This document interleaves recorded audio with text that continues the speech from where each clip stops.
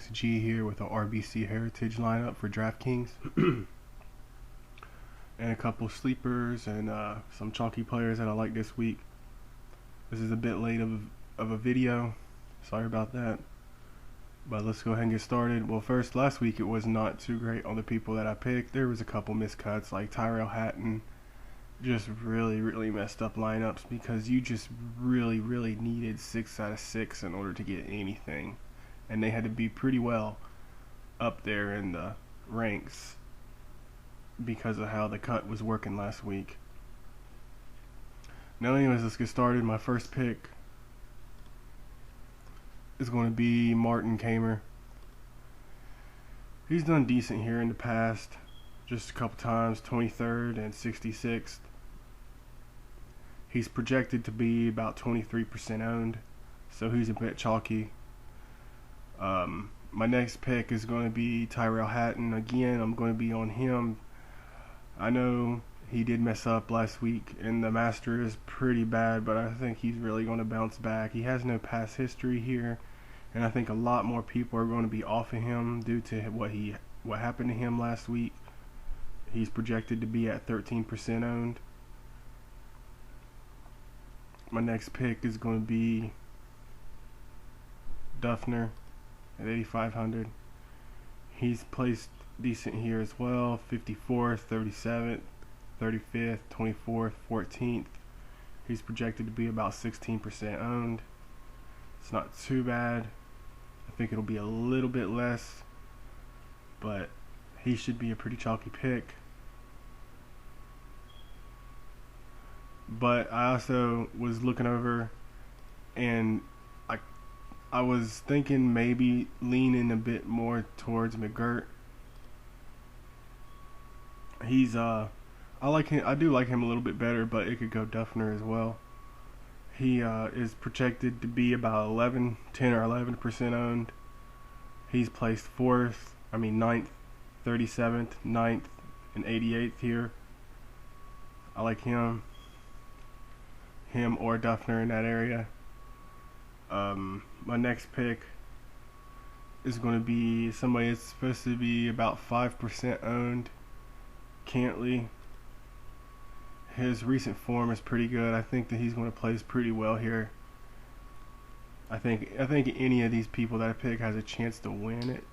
It's just that this is a very weak field, and you're just not sure who is going to get the W. It's hard to choose somebody this week, in my opinion. My next pick is going to be Pat Perez at 8,100. He's done well here, 26th, 18th, 18th, and 6th. He's projected to be about 15% owned. A lot of these guys, including him, he done well at the Masters. I don't think Cantley was there. McGirt, he was 22nd.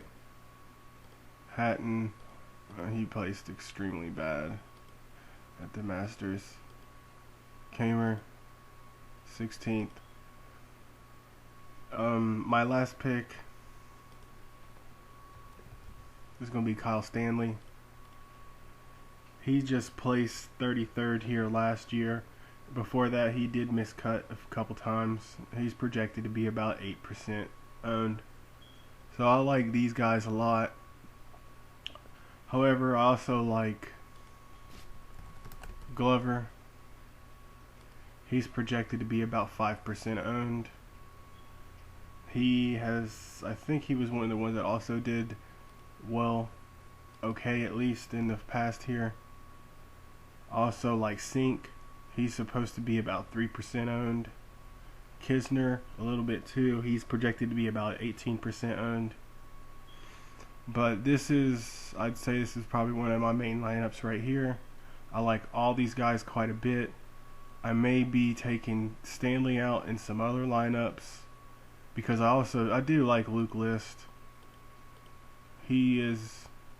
Sometimes he does terrible, and then sometimes he just does really well. But I think he should do well here. Him and Wesley Bryan. I didn't not enough cap in this lineup, but I also do like Wesley Bryan. He's eventually going to win. I mean, it could be this week.